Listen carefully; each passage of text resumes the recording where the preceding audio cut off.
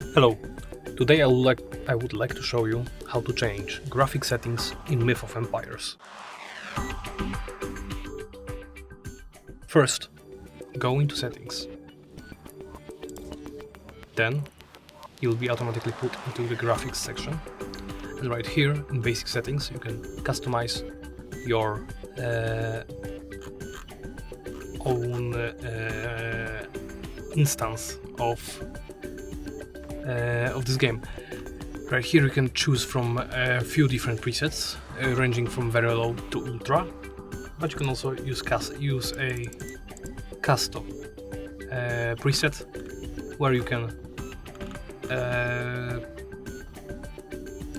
simply customize the options to your liking. I'll crank it up to ultra.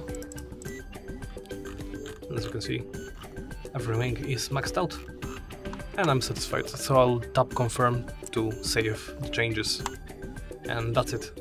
Thank you for watching, and please remember to comment, like and subscribe.